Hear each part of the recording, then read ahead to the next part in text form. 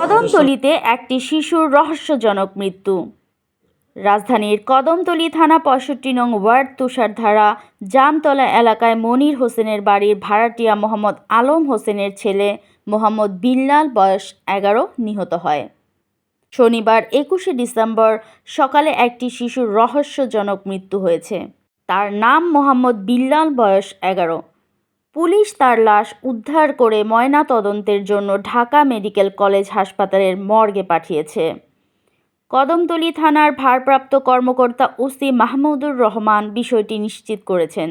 তিনি জানান, আমাদের পুলিশের কার্যক্রম তদন্ত চলমান আছে। শিশুর লাশটি ময়না তদন্তের জন্য ঢাকা মেডিকেল কলেজ হাসপাতালের মর্গে পাঠানো হয়েছে। ময়না তদন্তের পর মৃত্যুর আসল কারণ জানা যাবে। নিহত বিল্লালের পরিবারের সদস্যরা সন্দেহ করেন একই বাসায় ভাড়া থাকেন মোসাম্মদ সিমি আক্তারের সাথে কিছুদিন আগে তুচ্ছ ঘটনার কেন্দ্র করে তাদের ভিতরে কথা কাটাকাটি হয়। এ বিষয়ে মোসাম্মদ সিমি আক্তার বলেন,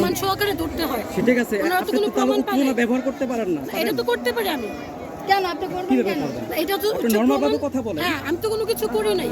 তাহলে হচ্ছে যদি আমার প্রমাণ সহকারে ধরে তাহলে আমার একটা কথা বলতে পারতো। তো সবাই আমার মেনশন করে বলতেছে। কারণ ওনাদের তো সন্দেহ হয় আপনাকে।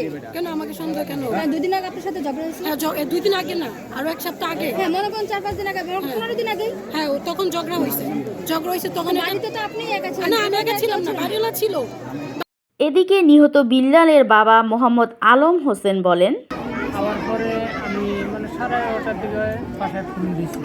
ফোন দেওয়ার পরে বলছি বাসায় তো আছে, বলছেন না। তো বলছি আবার লাগে পানি গরম বসাও, আমি কাজ করে গোসল করি। এই পরে 5 মিনিট পরে আমার কাছে ফোন গেছে, যেন অন্য মানুষের ফোন দিয়েছে যে আমরা তাড়াতাড়ি বাসাতে আসে, কি আরে বা দরকার আছে আসে। আমি একটা অটো ধরে আইসি, মানুষজন দেখে আমি তো ধরে ঢুকছি। নিহত বিল্লাল এর মা মোসাম্মদ পারভিন বলেন, সকাল 11টার দিকে আসছে মাদ্রাসা, মা ভাত দেন, আমিও ভাত দিয়া খাওয়াইয়া তারপরে কাজে গেছি। ওর ঘরে বই একলা টিভি চাই, আর বোন মায়েরা ঘরে ছিল না, সব কাজ কামে গেছি, আমরা ঘর খালি ওর ঘরে বই টিভি চাইতে আছে। নিহত বিল্লাল এর লেখাপড়া করত যে মাদ্রাসার মার্কাজুল সুন্নাহ এর শিক্ষক আব্দুল আজাদ সিরাজি বলেন, মাদ্রাসায় মার্কাজুস সুন্নাহ মাদ্রাসায় পড়ে দীর্ঘ 3 বছর পর্যন্তই পড়তেছে, আমার কাছেই পড়তেছে।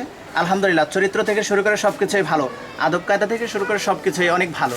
তো সেই ক্ষেত্রে 2 দিন আগেও আমার সাথে খুবই ইয়েভাবে কথা হয়েছে যে সে পড়তে চায়, সে পড়াশোনা করে অনেক ভালো আলেম হইতে চায়, অনেক কিছু করতে চায়, তার স্বপ্ন অনেক বড়। তো তার সাথে ওইভাবে কথাবার্তা হয়।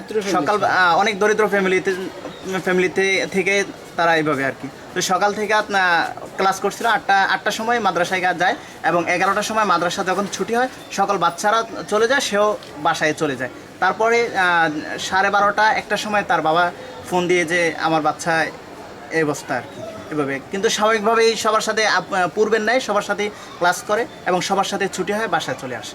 এ বিষয়ে এলাকাবাসী বলেন, বাসটা ছিল, বাসটা আর কি ওর যে হাইটটা, ওই হাইট পর্যন্তই বাসটা, ঠিক আছে। মানে ওর যে ও যদি লম্বা দাঁড়ায় এভাবে, যে রশিটা দেওয়া, রশিটা ওর থেকে আরো 4 ইঞ্চি নিচে, তাহলে কীভাবে এটা ফাঁসি দিবে।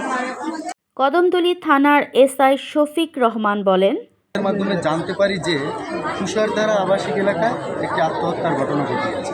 উক্ত সংবাদের ভিত্তিতে আমি তাৎক্ষণিকভাবে আমার অফিসার ফোর্স সহ আমি ঘটনাস্থলে আসি এবং আসিয়া দেখতে পাই যে তারা মৃতের যে আত্মীয় স্বজন আছে তারা লাশের থেকে নামিয়ে ফেলছে এবং একটা ওড়না দিয়ে, আমার ব্যবহৃত একটা ওড়না, এটা জব্দ করা হয়েছে এবং ওড়না দিয়ে সে আত্মহত্যা করেছে বলে আমি জানতে পারি।